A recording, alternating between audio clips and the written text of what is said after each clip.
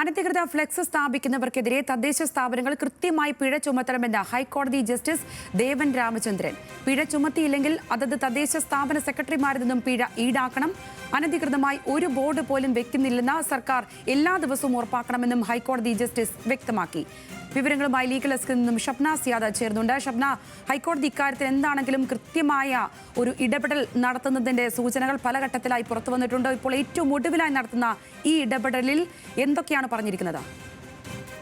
സംഗീത, അനധികൃത ഫ്ലക്സ് ബോർഡുകൾ മാറ്റണം എന്ന കാര്യത്തിൽ കോടതി നിരന്തരം ഈ വിഷയം ഉന്നയിക്കുന്നുണ്ട്. വർഷങ്ങളായി ഇത്തരത്തിലുള്ള ഉത്തരവും പുറപ്പെടുവിക്കുന്നുണ്ട്. കഴിഞ്ഞ പ്രാവശ്യം ഈ ഹർജി പരിഗണിക്കുന്ന വേളയിൽ തദ്ദേശ സെക്രട്ടറിമാരിൽ നിന്ന് പിഴ ഈടാക്കണം എന്ന കോടതി നിർദ്ദേശം നൽകിയിരുന്നു.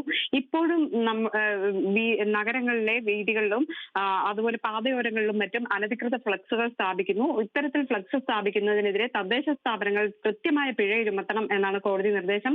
അനധികൃത ബോർഡുകളും നിർബന്ധമായും പിഴ ചുമത്തണം എന്ന് കോടതി വ്യക്തമാക്കുന്നു. പിഴ ചുമത്തിയില്ലെങ്കിൽ, അതായത് തദ്ദേശ സ്വയംഭരണ സെക്രട്ടറിമാരിൽ നിന്ന് പിഴ ഈടാക്കണം. അനധികൃതമായ ഒരു ബോർഡ് പോലും വെക്കുന്നില്ലെന്ന് സർക്കാർ എല്ലാ ദിവസവും ഉറപ്പാക്കണം. തിരുവനന്തപുരത്ത് ഫ്ലക്സ് വെക്കാൻ രാഷ്ട്രീയ പാർട്ടികൾ തമ്മിൽ മത്സരമാണ് എന്നും കോടതി ഈ വാദത്തിനിടെ പറയുകയും ചെയ്തു. അനധികൃത ഫ്ലക്സുകൾക്ക് 95 ലക്ഷം രൂപ പിഴ ചുമത്തി എന്നാണ് സർക്കാർ ഇന്ന് കോടതിയെ അറിയിച്ചത്. 14 ലക്ഷം രൂപ ഈടാക്കി കഴിഞ്ഞു. ബാക്കി തുക ഈടാക്കും എന്നും വ്യക്തമാക്കിയിട്ടുണ്ട്. തദ്ദേശ സ്വയംഭരണ secretary doctor Sharmila Mary Joseph ഇന്ന് നേരിട്ട് ഹാജരായാണ് ഇത്തരം കാര്യങ്ങൾ വിശദീകരിച്ചത്. ശരി ഷബ്ന.